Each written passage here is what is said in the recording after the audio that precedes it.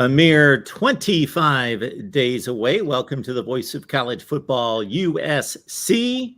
We are, you are. So lock it in for the next 60 minutes as we discuss USC football here leading into the opener, and much to discuss concerning USC directly and the broad landscape of college football that influences, of course, the Big Ten and USC's future, of course.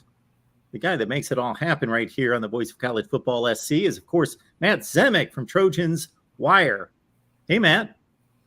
Hey, Mark. Doing well. And, hey, let's just roll right into it with USC being picked third in the coaches poll, behind in the Pac-12, behind Utah #1, Oregon #2. It mirrors what the Pac-12 media poll also said, that had USC finishing third behind Utah 1, Oregon 2.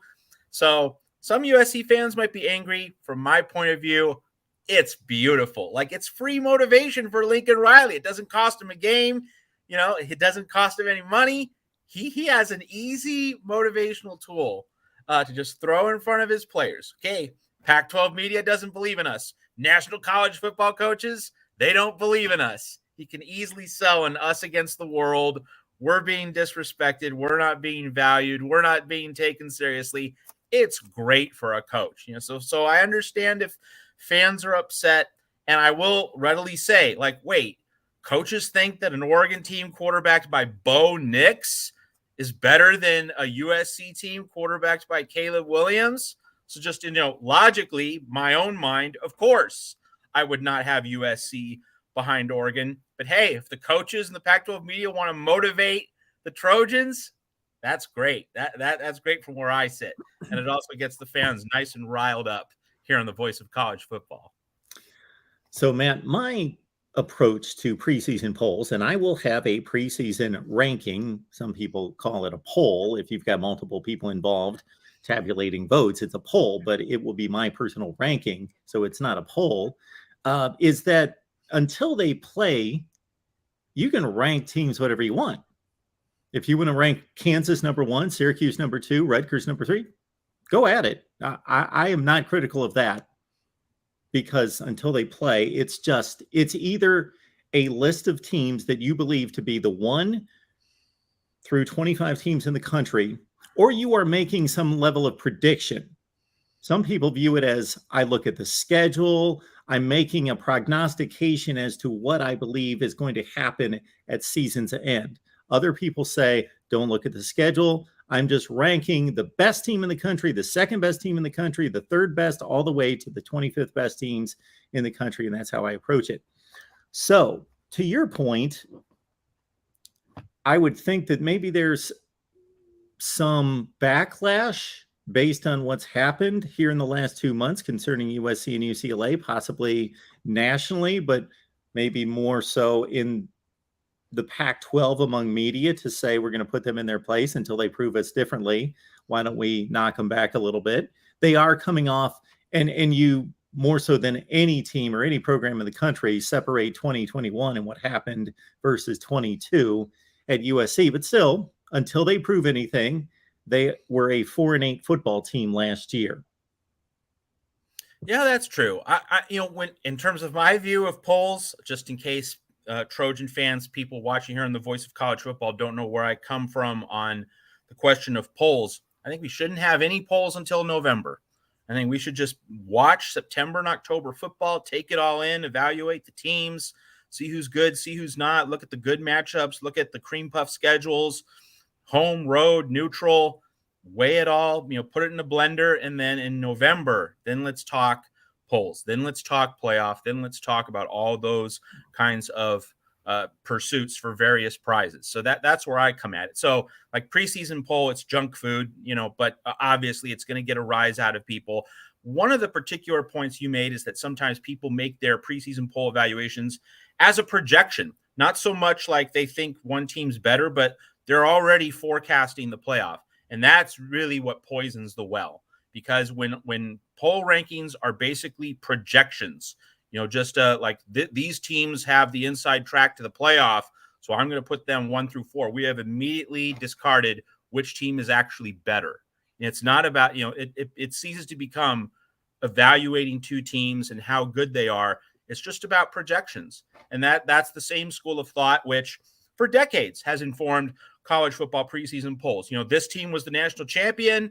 They still have a lot of people back, so they get preseason number one. Just because like they did the best job most recently, or they're the national champions, so they get the benefit of the doubt. We have already shifted. When you do that, you have already shifted the discussion away from who's going to be the best team in that given season, because you're basing it on something else. You're basing it on the past. And that is not how we get the right evaluation of these teams within the course of this season. That's how college football rankings discussions immediately go off the tracks. And it's something that's driven me crazy for a very long time. Well, you're right, Matt. We've had an issue among the rankings affecting people's perception or having a bias toward or against certain teams for a long time that have affected the rankings deep into the season and maybe all the way to the conclusion of the season. The best result or the best example of that I can think of is that in 2003, 2004, USC and Oklahoma started the season either 1-2 or 2-1 in the rankings, and Auburn, I believe, was 19th. Mm-hmm. Well, the approach then was you've made your spot, you've claimed your position. Therefore, unless you lose, you're not going to lose your position. So Auburn just kept winning, and they go up the charts, and they ran into a ceiling. That ceiling was Oklahoma and USC. Well, the issue was, of course, we didn't have a playoff, and therefore you had 3 undefeated major conference teams, but Auburn was left at number 3 because they didn't have pole position to start. No, there's no question about it. That's an absolutely fantastic example. And, well, I mean, you've introduced the point that, Auburn has historically gotten the short end of the stick more than other SEC heavyweights. And it's because Auburn doesn't have the same brand name that Alabama does, or more recently, Georgia, but especially Alabama. Like Alabama would never have suffered the fate that Auburn did in 2004. And that's brand name. We're not talking about who's the best team. It goes straight to the brand. And whenever we're not talking about who's the best team, that immediately poisons the well. And that's not the discussion we should be having. And you're absolutely right. And so while I would certainly say that, like, it would be really hard to kick USC or Oklahoma out of the BCS championship game in that 2004 season. We can acknowledge that in that own silo, that own bracket. But at the same time, we can acknowledge that Auburn got treated in a way that, again, would not have applied to Alabama, probably would not have applied to Georgia. Also LSU, since Nick Saban was coaching LSU back then. If we envision a hypothetical where LSU went unbeaten in 2004, LSU probably has one of those 2 spots. But Auburn wasn't treated the same way, much as Auburn wasn't treated well in the 1983 national championship debate. Auburn just seems to get the short end of the stick, and that's brand name. And that also goes to, Mark, as you're well aware, the 2014 playoff, that first year of the playoff, when the whole framework of the playoff could have been set forth in a very positive, clear, specific way. We could have gotten an ordered set of criteria. Process could have been made to be very transparent. But at the end of that season, what did everyone get about the college football playoff?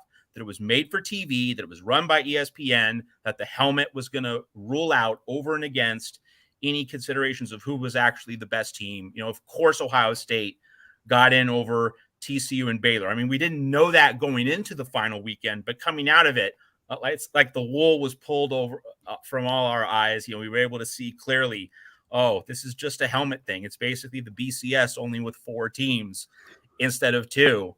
So again, we weren't talking about who was the best team. It was all about which is the biggest brand name. It goes to Auburn in 2004. It goes to Ohio State, TCU, Baylor, 2014, so many other episodes from college football's history, from various eras, I should add, like not just from the playoff era, but also from the BCS era, from the Bowl Coalition era, and from the old Poland Bowl era. You can find examples from any era. Yeah, I have my own thoughts about 2014, but we won't get into it right now, that have been out there for a long, long time at various times on various videos. But we'll keep this, of course, in 2022 and USC related. But as a side note, Matt, You and I were not affiliated at this point last year through the 2021 college football season until, I believe, later in the season. But Sounds like it, yeah. what you will find out if you care to pay attention is I release a top 25 that actually makes sense. Is the I did follow tagline that for- last year. Okay. Yes. And that raises quite the ire because people don't get it. That Yeah, I'm you're trying to fully reset the counter every week, and you're looking at who has the best portfolio, which is exactly how it should be done. And so that portfolio looks rather odd after week 1 or week 2. Yep. It's all jumbled. Of course. Yeah. It will unavoidably be weird. If an Ohio So, like, State hasn't played anyone yet. Yeah. Like if the Kansas Jayhawks, upset Texas in week 1, well, they're number 4 in the country heading into week 2. Yes, That's there right. you go. Yeah. That's it. That is how it should be, but people have not been trained to think that way. No, they have not. Also, the arbitrary number of 25. I'm tempted to play with that as well and release like a top 37, a top 18, just have it blow people's minds. I did that one week. I did like a top 37, and they were like, people just freaked out because they just think that it's supposed to be 25. It does make you wonder, Mark. We think in such narrow boxes in this country, and I could make that into a tangent on other things, but we'll just keep it in sports. Like the parameters of our discussion, what's acceptable discourse, it's so narrow, and we need to realize what we're really trying to get at here, and that is just evaluate the best teams. So if you've played 3 tomato cans in September, you're not a top 5 team. No. Now, we can all project that you're going to be good when you beat elite teams in October and in November, of course. But through 4 weeks, if you've just played Tomato Can University, you're not a top 5 team. That should be obvious. And yet people have not been trained to think that way. I had Ohio State 4 or 5 weeks into the season after they lost to Oregon. Then they were playing Tulsa, Akron. I had them like number 19, 21. People were going nuts. They couldn't comprehend in any such way that you cannot challenge the orthodoxy. You cannot challenge the party line, yeah? Absolutely. Good stuff as always from Matt Zemek, Trojans Wire. Bring your comments and questions. We are monitoring the live chat to get you involved as well. And again, USC number 15. Check out our community page right here at the Voice of College Football. I just posted this a few hours ago to get your thoughts on USC's coaches poll preseason ranking, whether you think it's too high, too low, doesn't matter. Whatever you think, please include your thoughts and vote right there. Now, on to something that does matter. And it's not just about people's feelings and perspectives and what it could be. We're talking about the landscape of college football and a power structure that is shaped through the lens of media. And going back to 1966, the Big Ten has been affiliated with ABC. ABC has been showing Big Ten games since 1966, but it appears starting in 2024, that ESPN and the Big Ten will no longer be affiliated. It's a very explosive development, and let's just put it in a USC context. First of all, since the Big Ten is going to be USC's home starting in 2024. So Trojan fans, get ready for USC on NBC. NBC is going to be not your every week home, but it's going to be your primary home for USC football. Now, why is that the case? It's because, in terms of what John Urand of Sports Business Journal reported Monday night, and then we got the news Tuesday morning, August 9th, that ESPN has indeed backed out of Big Ten media rights negotiations. It's that NBC is in line. It's not a finalized deal, but this is the way the Big Ten negotiations are heading. NBC is in line to get a Big Ten night game deal for the 7:30 Eastern, 4:30 Pacific window. So with Lincoln Riley at USC, and USC being a featured attraction when it's in the Big Ten, that 4:30 p.m. Pacific time slot in Los Angeles, that's going to be what NBC is going to covet, that USC is regularly going to be shoehorned into the 4:30 window. So there's also the point that CBS is going to get the 3:30 Eastern 12:30 Pacific Big Ten game, but NBC is going to pay more than CBS. That's what the reporting is saying anyway. So NBC is going to get first choice. NBC is going to get preference. Well, NBC is going to get second choice after Fox. Fox will have big noon, Big Ten Saturday. That'll be the number one. NBC gets second choice for the night slot at 4:30 Pacific, and then CBS will get a third choice or maybe even a fourth choice. But so Fox 1, NBC 2, CBS 3 or 4. So, with Fox going for that big noon Saturday, well, you're not going to have USC playing in that Saturday most of the time. You'll certainly see USC play some of the time. But most of the time, you're going to see USC fall into that 4:30 slot. So that is why NBC is likely going to be the normal home, not the every week home, but the majority home for USC football. So, is Mike Tirico going to call the USC game of the week on Saturday and then do the NFL on Sunday? We don't know yet, but I mean, that's certainly an intriguing possibility and USC fans could go from having some of their games on Pac-12 network to having Mike Tirico be their regular weekly voice. That would be pretty interesting.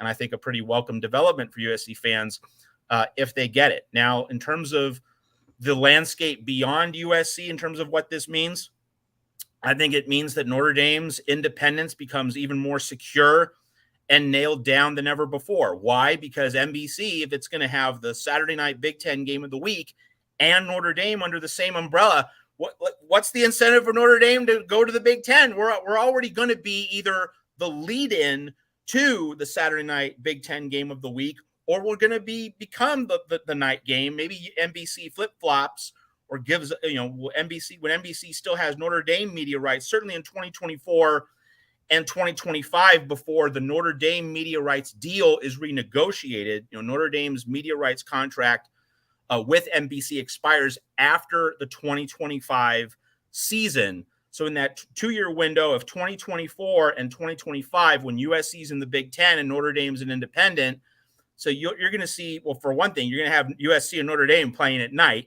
So Notre Dame is going to look at that and say, we're already playing USC on NBC, whether in the Big Ten or as part of our own media rights contract. We're going to get BAFO ratings, and we're going to create ratings for the game that's either right before us or right after us. We don't need to move. And so, obviously ESPN's going to make a play for Notre Dame now that ESPN's fully shut out of the Big Ten. But just the math and the geometry, they don't lead to the conclusion that, of course, Notre Dame has to forsake its independence. Notre Dame's going to get that money. Notre Dame's going to get a very appealing arrangement as it is, with NBC putting a Big Ten feature game next to a Notre Dame game every Saturday. That there's just no real overpowering incentive that's going to have to push Notre Dame out of its independent state. So that's another really big point from this Big Ten media rights deal. And the third thing, Mark, and don't have to really explain this in great detail, the Pac-12 is going to survive. The Pac-12 is not going to die, because the Pac-12 needed ESPN to get shut out of the Big Ten so that ESPN would have all this inventory to fill, and that means late games. And that's where the Pac-12 has always had an advantage over the Big 12, that we have that late night window. It's something the Big 12 can't offer. So ESPN, having been shut out of the Big 10, is now in a position to give more money to the Pac-12 for that precious late night inventory, something no one else has. The Pac-12 needed ESPN to be completely decoupled from the Big Ten. That's happened. So we don't know what the form of the Pac-12 is going to be in 5 or 6 years. And you could see a school or two still leave for the Big Ten in 2027, 2028. But ESPN needs that late night inventory. And if ESPN needs something, ESPN gets it. That's going to secure the existence of the Pac-12 in some form for the long haul. So it's not going to die. So, folks, let's understand the ramifications of this in terms of the power structure of the sport and how it's going to be covered. So the Big Ten and the SEC get the best TV ratings by far. If you look at the top 10 games every year, they're owned by the SEC and the Big Ten almost exclusively.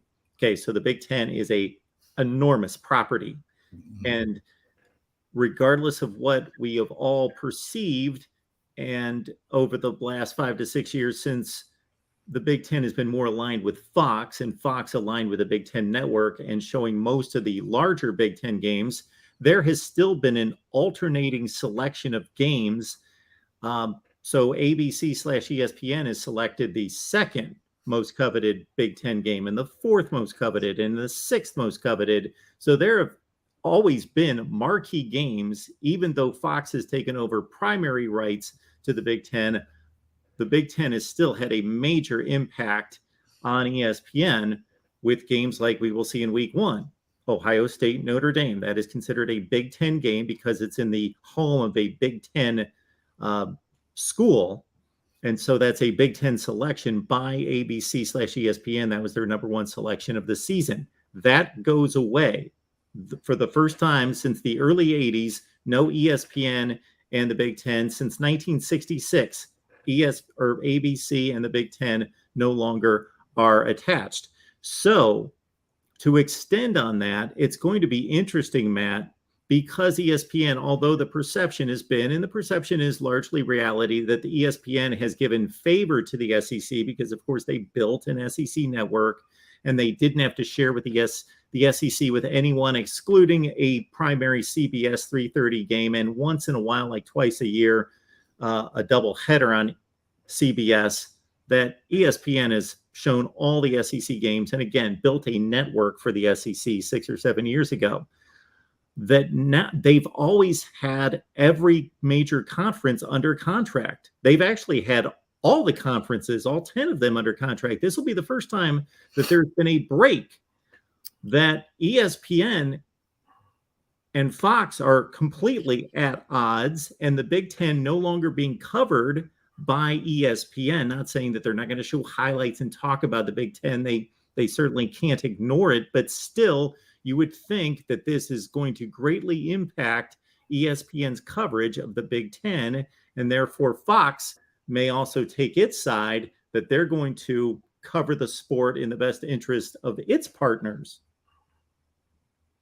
Oh, no question about it. There's absolutely no doubt about it. Like, we're going to see College Game Day at far fewer Big Ten locations in the coming years. I mean, like, there's just, because Fox will put up a studio there. So, that there's just no reason for ESPN to really chase the Big Ten in terms of covering all that. And of course, you're going to have Texas and Oklahoma in the SEC. So like, Game Day can go to Oklahoma as an SEC venue, like that's how it can kind of expand the reach of where it goes to for Game Day and yet keep it within the SEC umbrella. Another key point along media coverage of the Big Ten and the SEC, Stuart Mandel tweeted out something really good. He said in a tweet, he kind of mapped out the scheduling that in 2024, in the noon window, you're going to have Fox's Big Noon Saturday against an SEC number 3 game of the week. 12:30, you're going to have that CBS Big Ten game against the number 2 SEC game of the week. And then you're going to have the NBC number 2 Big Ten game of the week, or Notre Dame in prime time against the SEC number 1 game of the week. So basically, ESPN, ABC with the SEC, and Fox with the Fox, CBS, and NBC, that Big Ten alliance, they're going to line up the 3 best games of the week in the SEC and the Big Ten on those regular season Saturdays in October and November. That's going to be the steady content diet. And now, what this brings up, a couple things. First off, if I'm the ACC or the Big 12, what I would do is I'm trying to make a push for breakfast football. Now, I've been a longtime advocate in breakfast football, and now with Fox and ESPN being able to line up those traditional windows, noon, 3:30, 7:30, with the top 3 SEC and Big Ten games of the week starting in 2024, the Big 12 and ACC should try to play games at 10 a.m. Eastern, to 11 a.m. Eastern before those waves of big SEC and Big Ten games. So that the Big 12 and the ACC, they should try to play at breakfast. And then the Pac-12, of course, you have the late night game. And then the other point to make here is that this increases, in my mind, the likelihood that we're going to see a TV deal between the Pac-12 and the ACC, where they schedule lots of games between each other, and ESPN can have ACC teams playing at Pac-12 sites in the late window and put that on ACC network. So to make better use of the ACC network, increase the value of that property, and enrich the television dollars for ACC schools who are all upset at the current contractual arrangement they have with ESPN. So that is a natural way for ESPN to sweeten the pot for the ACC and give the Pac-12 more dollars. With, Pac-12 network is likely to be it's not going to necessarily be extinguished, because the Pac-12 network will always be there for the Olympic sports in the Pac-12, but you're going to see Pac-12 football content migrate from Pac-12 network to ACC network and other parts of the ESPN umbrella. I think that's also a likely outcome of all this. I had the same thought about breakfast football. I didn't think of that term, though. That's a good one. Breakfast football. People typically, because they're working people Monday through Friday, wake up a little bit later on Saturday, and you're kicking around. And even if you're a casual fan that's going to be doing other things, taking a hike or going to the beach later, you can start watching some football at 10 o'clock in the morning. And then you drive a foothold, because I think we've all been there, that even if we're anticipating a better game later, if we start watching a game earlier because we just want to watch football, and we get involved in that game and it's a good game, thinking, okay, now, you know what? I'll miss the first quarter of the next game because the first quarter doesn't matter that much. Might stick around to watch the ACC play a 10 a.m. game that leaks into the broadcast window at noon. Yeah, I mean, if Pittsburgh and Virginia play a shootout in Charlottesville at 10 a.m. and it's 28-27 at halftime, you're going to stick around for the second half of that game. I mean, unless it's Ohio State, Michigan, but that's only in late November. But on most Saturdays, unless the Fox's big noon game really gets hot very early, you're going to want to stick around for the end of that Pitt Virginia shootout, which starts at 10 a.m. and is going to end at 1:30. And this is something, Mark, you and I really haven't talked about this in the Voice of College Football, but it has always struck me how we have these standardized windows, and that a sport as diverse as college football should be televising its games in different windows, because you have so many different conferences, so many different teams, so many different regions. Why is it that we don't have a regular 1:30 Eastern game of the week? Why is it that we don't have a regular 5 p.m. Eastern game of the week? Those are the in-between windows. You have your 9 and your noon and your 3:30. Why don't we have your 1:30 and 5 on a more regular basis? Well, now with, the ESPN and Fox building these, mega conferences with all these traditional names pulled into these two silos, this is exactly why the ACC, Big 12, and Pac-12 should now be thinking of, let's explore the untraditional game windows on Saturdays. Thursday, Friday, that's still minor league. You want to be on Saturday, but let's just get into different time windows and give ESPN a chance to own more of the real estate each Saturday. Now, obviously, big ESPN is going to air College Game Day, but ESPN2, ESPNU, that's still pretty decent distribution for a game that starts at 10 a.m. Eastern, and people would love to watch their football. So this is exactly the opportunity that the ACC and the Big 12 need to pounce on. Tim Prangley's here. Appreciate you being here, Tim, as always. Question: I wonder if Fox is going to shake up the big noon guys to add a Big Ten guy. Who would you guys like them to add? Well, I believe Urban Meyer's been added just here in the last week or two. Sign me up for Barry Alvarez if he is interested. I know that he's an administrator. Urban Meyer is back on the show. Yeah, well, I know Alvarez is an administrator, and maybe he'll coach a bowl game sometime again if anything happens to Paul Chryst. But seriously, he has certainly an authoritative voice, and he doesn't have the baggage that Urban Meyer has. So if he expresses any interest, or if Fox makes a full court press, that would be a decent outcome. We've got Gerardo here. Appreciate you being here. Question: it is my understanding that the Murdochs divested themselves of all Fox channels except Fox News, who owns Fox Sports channels. Who owns Fox Sports channels and what are their affiliate networks? Can't say I know. So, oh man, I was at ESPN when all that went down. And for me to regurgitate and try to remember, yes. So there was a division made between what Disney took over of the existing Fox channels and what the original Fox, 20th Century Fox, kept. Um, and I don't remember. I know that at one point it appeared as though ESPN was going to be taking over all those regional Fox networks, that whatever they're called now. But that didn't happen. So I don't know what the distribution is. I would say, Gerardo, that you should be able to look that up. Just Google. That went down about 2 years ago. All right.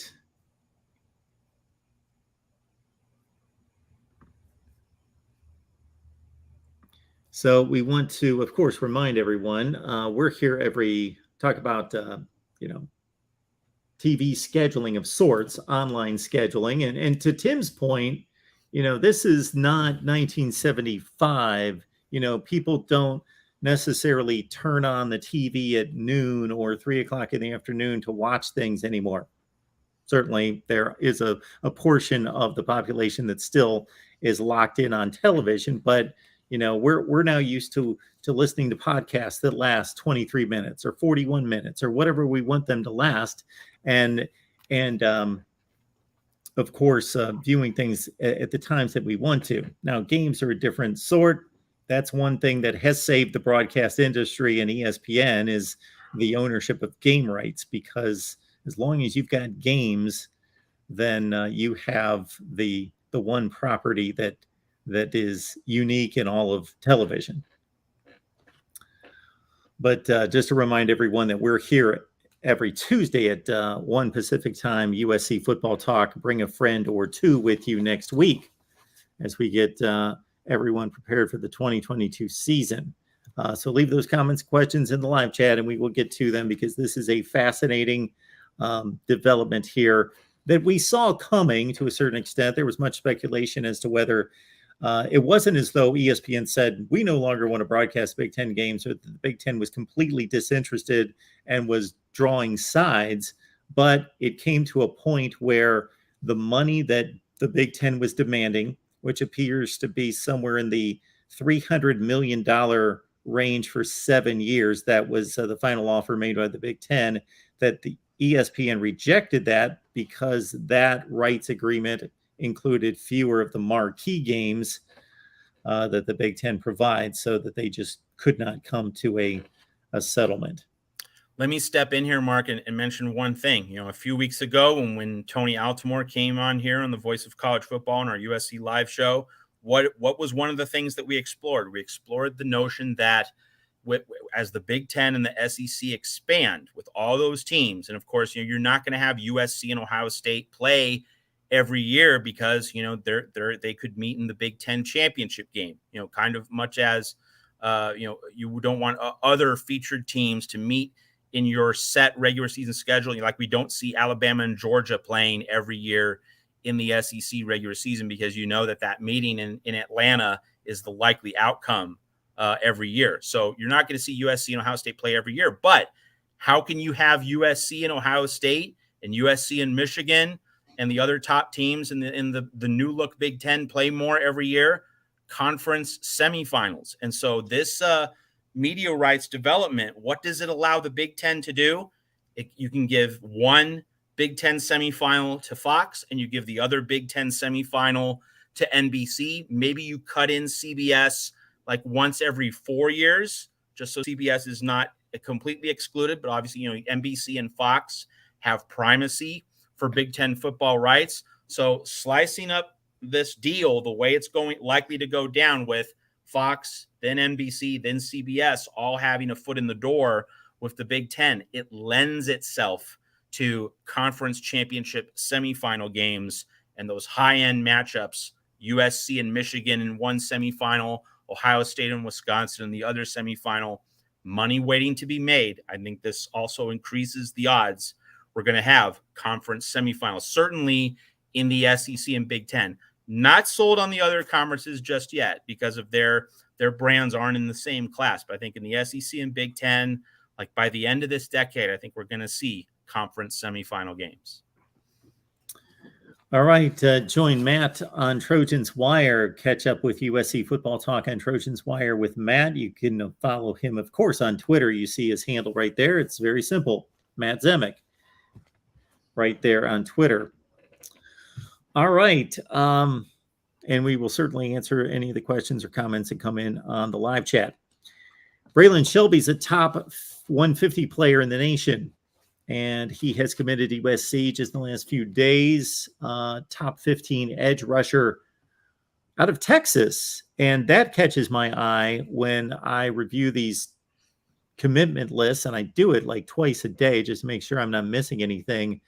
That in the state of Texas, we're talking about a top 150 player, folks. So if you don't follow recruiting, that's pretty rarefied air. And when that particular player bypasses Texas, Texas A&M, Oklahoma, LSU, and others to go to USC, it means it's a big win on the defensive side of the ball for Lincoln Riley. No doubt about that, Mark. And then the other piece to add is that what has Lincoln Riley done in the past month? He has gotten a 4-star at each level of his defense. So Shelby accompanies Crawford and also Curtis. We're talking about Tackett Curtis. So he's gotten a 4-star in the secondary. He's gotten a 4-star linebacker, and now he has a 4-star edge rusher. So 3 4-stars at each level of the defense. So we're seeing Lincoln Riley build out his defense, getting something for each different position group. So there's quality, there's high-end quality and talent, and there's balance. And of course, if we also just break this down state by state, you have a Louisiana commit, you have a Texas commit, and you have a Southern California commit. Great balance. Like, what a wonderfully diverse accumulation of 4-star talent for a defense that's going to get significant reinforcements next year at USC. All right, folks, we appreciate you being here in the Voice of College Football. 4 o'clock Eastern, 1 Pacific every Tuesday. We've done this now 14 consecutive weeks, and now we get to the good part. We get to football here in 3 weeks and just a few days away. And that initial game against Rice. What do you think a successful outing for the Trojans, Matt, looks like against Rice? Because we don't need to really worry about the outcome of the game. It's more about preparing for the rest of the games. Yeah, I think that, and we talked about this a few weeks ago when someone says, oh, they're going to beat Rice by 70. And I would say a good outcome is, no, I actually want a game with some rough edges. I want a game which gives the USC staff, and Alex Grinch in particular on the defensive side, but also Lincoln Riley on the offensive side, plenty of film, plenty of things to correct, plenty of things to look at and say, hey, this is how we can do it better. This is how we can really find our groove as a football team. I don't want a 75-point win, because that'll leave the team thinking, we got this. We have it solved heading into week 2 at the Farm against David Shaw and Stanford. I want a game that puts USC a little bit on guard, that makes USC aware of its weaknesses, aware of still how far it has to go in terms of its evolutionary arc. So, obviously want a few highlight plays, something where players see what this Lincoln Riley offense is capable of. But I also want some guys to step in some potholes, learn some lessons. And the main thing, no injuries. That's really, I think, would be an ideal game against Rice.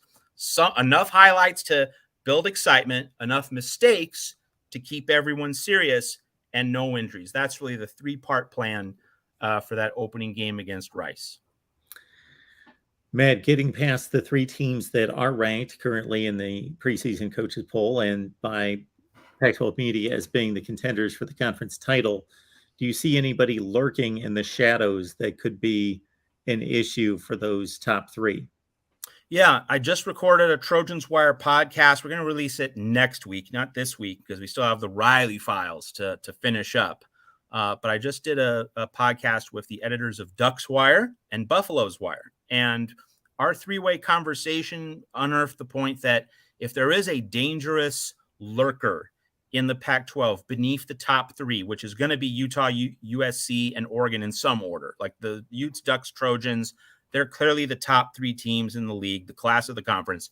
If there's a lurker outside that group, it's Washington State. And it's Washington State because if Cam Ward, the transfer from Incarnate Word, is the real deal, like if he is the real thing, then the Cougars could be, to use a Tim Brando term, the fly in the ointment. That really messes things up, that can be disruptive. And, we're not dealing with a divisional structure. So it's not so much a threat to Oregon, though, of course, Oregon and Washington State will play as geographic neighbors in the Pac-12. But, if Washington State gets more than anyone expects from Cam Ward, that could be a problem, because we've seen Jake Dickert. He did a great job with that defense last year, and he did a great job leading the team after Nick Rolovich got dismissed. So Dickert certainly seems to have an awareness of what to do in terms of defense, in terms of team cohesion.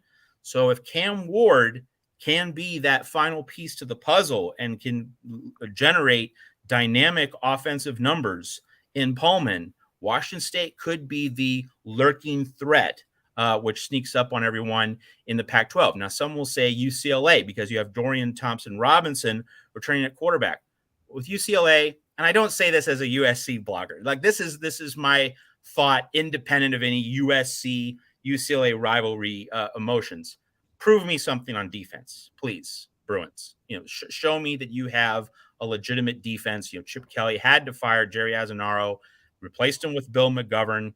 Let's see. And I mean, we don't know what to expect from that UCLA defense. I mean, obviously the Bruins have a cupcake non-conference schedule. So that also leads me to another concern, is that if you're going to eat all those cupcakes, they're not good for you. At least you can't eat too many. USC is going to eat one cupcake, but not 3, the way the Bruins are. So, are those non-conference cupcakes going to adequately prepare UCLA for the Pac-12 schedule? So I'm a UCLA skeptic, not because I'm a USC blogger, but because, really, what has Chip Kelly done to warrant trust at this point? I don't think he's done anything. So let's just see it. Let's see it, Bruins. Let's see you actually meet or exceed the hype. It's possible, but I certainly wouldn't expect it. So I would certainly put Washington State above UCLA in terms of like the team outside the top 3 that has a chance to make some real noise. Also, you have to include Oregon State in this conversation. And as people know, that week 4 game for USC in Corvallis, it's such a centerpiece game for the Trojans this season. If they get past that game, I think they're going to play for the Pac-12 title, probably win the Pac-12 title. But if the Beavers and their running game going against USC's suspect defensive line, that is a potentially thorny matchup. And of course, if Oregon State does win that game, well, that right there would immediately increase Oregon State's chances of making a dark horse run to the Pac-12 championship game. Your point about UCLA sounds eerily similar to what I was pointing out on the Michigan podcast just minutes before we started here, in looking at Michigan's schedule, which includes the likes of Hawaii, Colorado State, and UConn as their 3 non-conference games, leading into a trip to Iowa, Kinnick Stadium, and maybe some of those young, inexperienced players may not quite be ready for that setting after the cupcakes that start the season. Yeah, when you talk about non-conference scheduling, I mean, I can accept 2 cupcakes out of 3, but you really do need, if you think of yourself as a pretty good national program, you need one reasonably decent test. Maybe not top tier test, but you need certainly like a B- level test, an appreciably decent team to really see where you are before you go into the conference wars. If you want to eat 3 cupcakes, all that sugar and carbohydrates is going to weigh you down. So for me, Matt, when I asked you that question, the 2 teams lurking in my mind were UCLA, 8-4 last year, although let's put that into context, beat everyone bad on the schedule, lost everyone with a pulse on their schedule, did have 2 decent showings against Fresno State and Oregon, but they couldn't close them out at the conclusion. And again, Dorian Thompson-Robinson, very experienced quarterback. Zach Charbonnet coming off a 1,000-yard season. But yeah, the defense has been leaky there with UCLA. And looking at the schedule, coming off the 3 cupcakes, you can add another Pac-12 cupcake as the opener for UCLA. So UCLA with Colorado and Washington to open conference play, could be at 5-0, a very flimsy smoke and mirrors 5-0, possibly when they take on Utah in a game that's going to be much anticipated based on the records of the two teams. But that's what we're looking at. And then Oregon State, was my other team that I consider to be a dark horse for a conference championship. Yeah. And in terms of the rest of the Pac-12, I think what's going to be particularly intriguing is, where does Arizona fit into this mix? And what does Jedd Fisch have in store for year two? We've seen him recruit at a significant level. He flipped Tetaroya McMillan, a highly sought wide receiver from Oregon. So that took some heavy lifting. Like, that was not an ordinary recruitment. That was an especially strong feat. So Jedd Fisch can recruit, but now can he coach him up on Saturdays? And can Arizona make its way north in the Pac-12 standings? Can it rise above that bottom tier? If Arizona wins 4 games this year, like, that's a really good, encouraging step forward in Tucson. So it'll be interesting to see if Arizona stays at the very bottom or if it can rise several positions. And I don't think Arizona's going to do it. I'm still kind of skeptical about Jedd Fisch in terms of how he is with X's and O's and being able to get the job done on Saturday. But I would certainly allow for the possibility that Arizona can be a lot better than expected. But like Colorado, Cal, definitely not expecting anything from those problems. Kalen DeBoer at Washington, that is somewhat intriguing. But like, if Washington goes 6-6, does that mean the Huskies are on the right track? I don't know, because Jimmy Lake did such a bad job with that program. So I think, with Washington, this year isn't going to prove too much, I don't think, with the program. It's really, what does DeBoer do for years 2 and 3? So I don't think a lot's riding on this year for Washington. But like, those are the two teams other than the top 6 of Utah, USC, Oregon, UCLA, Washington State, Oregon State, in no particular order. But those are the top 6. So outside the top 6, Arizona and Washington are the two programs I'm particularly looking at. Talk about a stock market reversal. Jimmy Lake, when he was handed the job, given the blessing of Chris Peterson, seemed to be, he was one of the top assistant coaches in college football. And again, given the blessing of one of the top head coaches in college football, it only took him 4 or 5 games, and basically one just deplorable season, then leading into the 4-8 campaign. To show us otherwise. The 4 games that they played in the COVID year were actually encouraging, as Washington technically won the Pac-12 North Division, but both on the field and off the field, mismanagement and poor leadership out of Jimmy Lake. Let me ask you this, Matt. We did a Pac-12 preview live stream a couple days ago. And when we look at the landscape of the non-conference schedule for the entire conference, we know what those marquee games are. They're the games against Notre Dame. There's Oregon in Atlanta against Georgia. There's Utah, of course, going to the Swamp in week 1. And then there are that host of Mountain West games against the San Diego States and the Fresno States that seem to be difficult for the conference to navigate here in recent years. What do you think is a reasonable yet optimistic mark for the Pac-12 to strive for, that's going to give them much more respect and perception going into conference play, as a playoff selection's, of course, going to be made later in the season? Well, so with USC's non-conference, you have Rice, and then in week 3 you have Fresno State. So obviously, if you're USC, you have to win that Fresno State game as far as the Pac-12 is concerned. In terms of Oregon, it's really, don't get blown out by Georgia. Like that's the marker there. Just offer a good competitive game that's still, a question, at least something of a question. Like, if it's a 10-point game with 10 minutes left, that would be pretty good. I think Oregon hanging in there into the 4th quarter, that would be a decent showing against Georgia and all the athletes that Kirby Smart has. In terms of the game that the Pac-12 absolutely has to have, Utah has to win at Florida. You cannot lose that game. Florida's in a transition year under Billy Napier, has a lot of disorganized pieces, was a mess at the end of the Dan Mullen era. And I know, for any Gator fans who might be watching here on the Voice of College Football, that Napier has recruited brilliantly, and he's showing signs that he's going to put it all together again in Gainesville, put it back together. But this year, you're Utah. You just won the Rose Bowl. You just won the Pac-12 championship. You just made the Rose Bowl. You can't lose that game if you are a really big deal, if you are a college football playoff contender. So, for the Pac-12, it's win the games you absolutely have to win. And Utah, Florida is an absolute must win, zero doubt for the Pac-12 in week 1.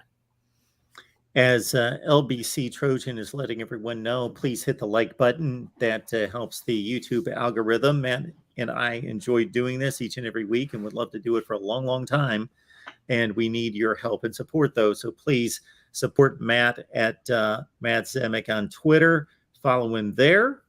And then also, as I'm searching for banners, also, of course, like the video here and bring some other folks in here as we get set for the season here in the next 3 weeks. So bring a friend, bring 2 or 3 to talk Trojans football with us here each and every week, and share the video out on social media as well. Mark, I just want to add one other thing, since I know we're closing on the 1 hour mark of the show. And that is that, I'm not going to laugh at the University of Oklahoma, but I will gently point out that, we saw the Cale Gundy resignation and Brent Venables having to deal with that problem. Can we just say that, Lincoln Riley is not, the devil incarnate, and that he's not responsible for all the problems in college football? Again, not trying to, revel in Oklahoma's misfortune, but just that Lincoln Riley is not a great Satan. All right. Other schools have problems. And of course, we saw Pat Narduzzi, throw Jordan Addison and his former offensive coordinator, Mark Whipple, under the bus. Where was the national outcry on that? And now we see Lincoln Riley's successor running into problems with his coaching staff at Oklahoma. None of this is meant to say that Lincoln Riley is the saint, like he's the Messiah. He is our Lord and Savior, leading us to everything that's good and wholesome and pure in the world. But just don't call him the devil, all right? Like, he's not uniquely responsible for all the ills of college football. We're seeing the problems at Pitt. We're seeing the problems at Oklahoma. That's all I'm asking for. Not trying to laugh at anybody else, but just let's get off this exhausting, tired, old, worn idea that Lincoln Riley, has these devil horns coming from his head. Well, Matt, anything coming out of Oklahoma camp, meaning not Oklahoma themselves, but out of their fan base, I, of course, take with a grain of salt, because we know that they have been gilded and we know where they stand on Lincoln Riley. But are you hearing this coming from anywhere else besides the Oklahoma fan base? In terms of Brent Venables and Cale Gundy? In terms of Lincoln Riley, in terms of... Well, Pitt fans were all in Trojans Wire's, Twitter mentions when the Jordan Addison transfer happened. And Lincoln Riley was single-handedly destroying college football. That's not high. I mean, it's hyperbolic in terms of what Pitt fans were saying, but it's not a hyperbolic characterization of what they were saying. You would think that Lincoln Riley absolutely took a sledgehammer to the sport of college football as we know it. That is not embellishing this. That is what Pitt fans were saying in late April and early May. And, we noted a few weeks ago here in the Voice of College Football, and also I wrote about this at Trojans Wire, when, we had that Miami episode with the Miami's NIL team offering a very large package, rumored package. Like, we're not talking about the confirmed details, but there was an NIL package rumored to be around $9 million, which is like 3 times the amount of the rumored NIL package for Jordan Addison at USC. You did not see the national outcry about Mario Cristobal in Miami that you saw for Lincoln Riley at USC. You didn't see it. And that's the double standard that Lincoln Riley's being held to. And again, the fact that Lincoln Riley's being held to a double standard, it doesn't mean that he is, the Messiah. That doesn't mean that he's God, that he can't do anything wrong, that he's infallible, just like the Pope. Doesn't mean any of that. It just means, hey, can we cool it down? Can we dial down the temperature in the room, please, a little, just as a treat? That's all I'm asking for here on the Voice of College Football. Catch Matt's series, The Riley Files. And Matt, again, what would be the best and most efficient way for people to find that? Well, we tweet out the episodes through Omni Studios on our Trojans Wire account, and we also put posts of each new episode as it comes out. So we've posted episode 9 through the Omni Studios. We'll put up a post at Trojans Wire on episode 9 later this week. We'll then get episode 10 out through Omni on the weekend by the end of next week. So by in about the next 10 days, we will finish every episode of that 12-part series just before the regular season. But of course, in terms of our weekly content at Trojans Wire, we're talking about the Big Ten media rights deal right now. Like, that's hot. That's something that needs to be explained. But once that dies down, we'll be covering USC camp, but we'll also continue to unpack what Oklahoma insider Keegan Renault said in each of these 12 episodes of the Riley Files. And I mean, if you're reading Trojans Wire, you're getting these little quotes, a couple paragraphs at a time, and just explaining brick by brick, piece by piece, all the different components of a very complicated man, a complicated head coach from a tenure at Oklahoma, which had some great successes, but also a few stinging failures. And, we're not sugarcoating it. We're not covering only the successes. We're not covering only the failures. We're covering the whole tenure, the whole saga, everything good and bad. Like, that's what coverage is supposed to be, instead of painting a lopsided picture. So the Riley Files, you're going to get a little kernel of insight each day at Trojans Wire. And Mark, as we near the completion of the show, just want to tease this for next week on the Voice of College Football. I've got some exciting things coming up. Not what I'm writing at Trojans Wire, not what I'm doing here for you on this live show, but something else in a different multimedia format. Got something excited for all the fans next week. Absolutely. Good stuff. Matt, we appreciate you being here. I hope everyone out there appreciates Matt giving of his time over an hour each and every Tuesday for us. And then when there's breaking news and other things going on, we lean on Matt on a regular basis here at the Voice of College Football. And again, you can get the daily dose of Matt's work at Trojans Wire. Matt, we appreciate it. You have a great rest of your week, and we will talk soon. And of course, we'll be back here next Tuesday at 4 Eastern, 1 Pacific. I appreciate you, and I appreciate all the fans watching on the Voice of